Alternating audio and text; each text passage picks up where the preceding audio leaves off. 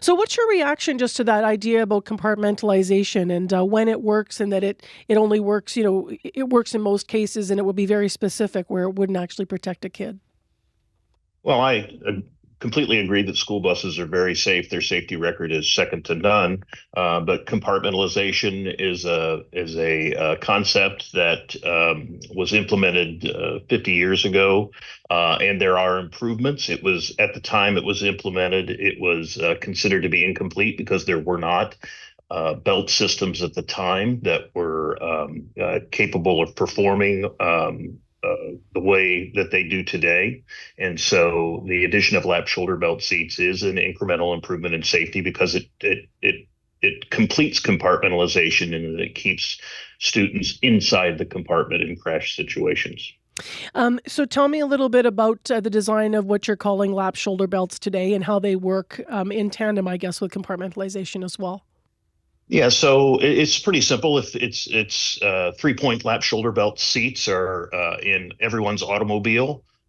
Pretty much, they operate the same way. You have a 2-point lap and then the shoulder retractor, which goes over the shoulder of the passenger, and as such, it secures you at 3 locations versus the 2-point laps, which only secured you in 2. And so like I say, it keeps you inside the compartment of the school bus. You've tested, obviously, school bus safety. What does your testing say about the value of adding a seatbelt to a bus? And what have you found? Yeah, anybody can go out on our YouTube site and see videos of tests we've run. But our Center for Advanced Product Evaluation, CAPE, which is our test facility, is able to recreate crash situations in a number of scenarios. And when you do rollover crashes specifically, or test for side impact, where students can be ejected or thrown out of their seat, belts have significant efficacy there and keep students in the seating compartment. Can a lap and shoulder belt accommodate a wide range of body sizes? Because kids obviously are transported in school buses from K to 12. You got a whole bunch of sizes of kids. Yeah, sure. And the seats themselves are limited in size to, I think, 39 or 45 inches in width. But the belts accommodate various sizes of children, and they have height adjusters on the belt so that the belt can be adjusted down to the height of the child's shoulder, so to even improve comfort. Is that, do you still install lap belts anywhere, or is that completely gone by way of shoulder belts being safer? No, there are lap belts that are used in the U.S. And but they are becoming less and less prevalent, and the lap shoulder belt seat has really become the standard in the industry, and it continues to move that way. I understand for smaller children, maybe for younger children, there's a benefit to a shoulder belt being there.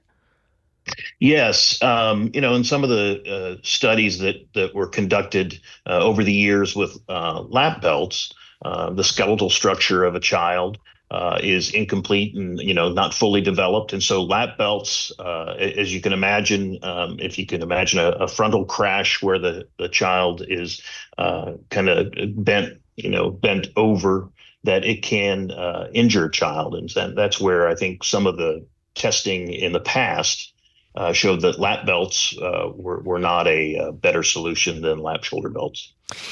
In situations where a student would need to evacuate quickly, get out of the bus, the Canadian Safety Council says that a seatbelt could add precious seconds to a school bus evacuation because, of course, they have to undo it. What do you understand about that? Well, I mean, it's one of the things that gets thrown out.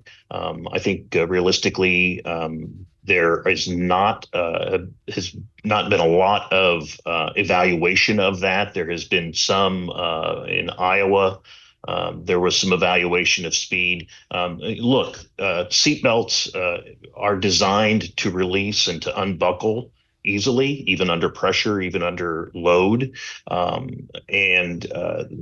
I think it ends up being a situation where you ask, look, if a bus is in an accident where children are thrown or passengers are thrown, and they're unconscious or injured, that in and of itself prevents a timely evacuation. So I think that seatbelts do not provide any greater risk to evacuation than the general accident that could occur.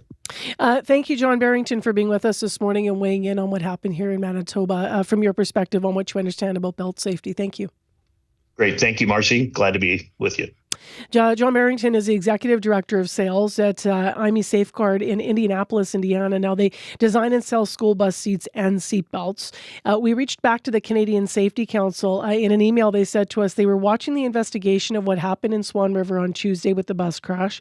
They said, quote, "We'd be glad to provide perspective on general school bus safety design and the considerations that go into seatbelt policy once more facts are established." And so we don't yet have a lot more facts. We do know RCMP have said that conditions were icy, and they have said also that the bus driver was attempting to pass at the time when the bus rolled into the ditch. This morning, we are hearing from students that were on that bus who've now been released from hospital. Those students we talked to, and we're hearing about some of their injuries and what it was like for them.